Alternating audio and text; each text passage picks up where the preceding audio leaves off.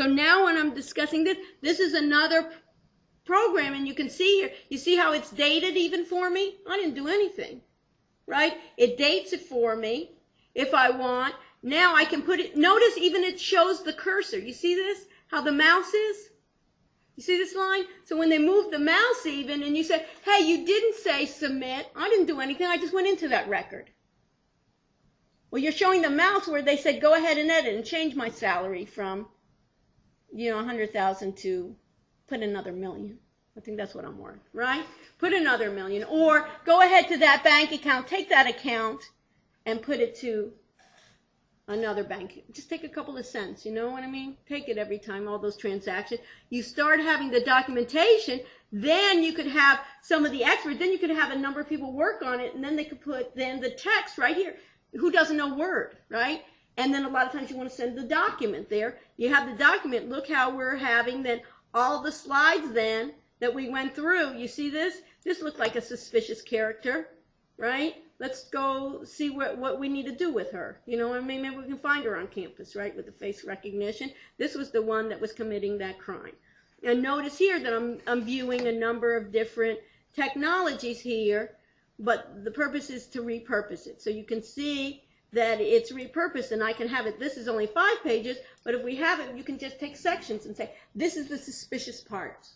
This is what I want to document. Of course, you could use it for other purposes as well. You could just use it for training purposes, right? You want to teach somebody about it. You know exactly what you want to do. You put it on record, and after you finish recording, what do? You publish it to what? A Word document. You publish it as a Flash file, and you publish it as a Windows Media Encoder, and then it all goes to the internet, or it goes then produces a DVD, or creates then a testing program for you. And what I've had before then is, as a matter of fact, the last student that did a thesis work with me, he was an accounting major.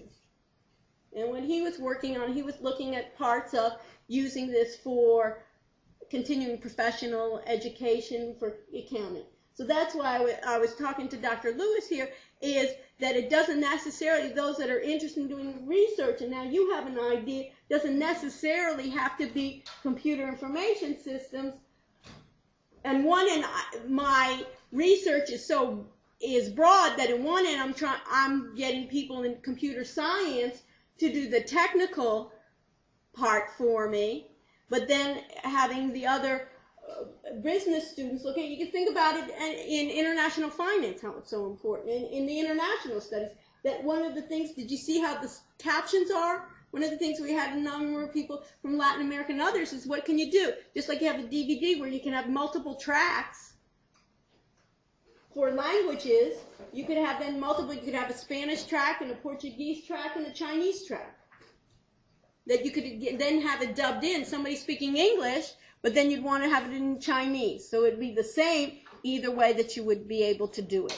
So it's interesting also, and we're also trying to do podcasting using iTunes. Anybody ever use iTunes before? And seeing how we can create it with, we're supposed to here in the university get something called iTunes U, where we're looking at ways in which to podcast a lot of these and try out kind of like channels with YouTube and others to look at some of those technologies of repurposing.